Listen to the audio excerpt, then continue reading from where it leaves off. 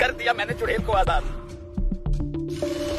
তখন সিএনজি ওয়ালা ভাবে আমার পিছন দিয়ে কিছু একটা গিয়েছে, কিন্তু তা কিছু মনে না করে তার সিএনজি নিয়ে ওখান থেকে চলে যেতে থাকে। এদিকে জিন রাস্তায় তার জন্য অপেক্ষা করছিল। তখন সিএনজিওয়ালা সিএনজি নিয়ে ওখানে চলে আসে। তখন মেয়েটি ইশারা করতেই সিএনজিওয়ালা জিজ্ঞাসা করে, বলুন ম্যাডাম কোথায় যাবেন? তখন মেয়েটি বলে, আমার পুরাতন বাড়িতে যাব। বলো কয় টাকা নিবে? তখন সিএনজিওয়ালা মনে মনে ভাবে অনেক রাত হয়েছে, কেননা এই সুযোগে তার থেকে ডাবল ভাড়া নিয়ে নেই, আর এই সময় সে কোনো সিএনজি পাবে না। বলে, বসুন ম্যাডাম, 1000 টাকা দিয়ে দিবেন। তখন মেয়েটি বলে, তোমার যত টাকা দরকার ততই দিয়ে দেব, ব্যাস আমাকে ওইখানে নিয়ে চলো। মেয়েটি গাড়িতে বসার পর ওখান থেকে নিয়ে যেতে থাকে। কিছু দূর যাওয়ার পর জিজ্ঞাসা করে, ম্যাডাম এত রাত্রে আপনি কোথায় যাবেন?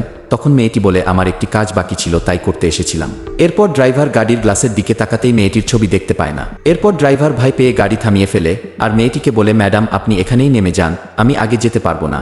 তখন মেয়েটি বলে, বেশি কথা না বলে আমার ঘর পর্যন্ত নিয়ে চলো, তা না হলে তোমার অবস্থা খারাপ হবে। এরপরে যা হলো তা দেখার আগে ভিডিওটি লাইক করে দাও, চ্যানেলটি সাবস্ক্রাইব করে দাও। লাস্টে সিএনজিওয়ালা ভয়ে ভয়ে তার সিএনজি নিয়ে সামনের দিকে যেতে থাকে। কিছুক্ষণ পর পুরাতন ঘরের কাছে পৌঁছাতেই মেয়েটি গাড়ি থেকে নেমে বলে, তুমি এখানে দাঁড়াও, আমি ভাড়া নিয়ে আসছি।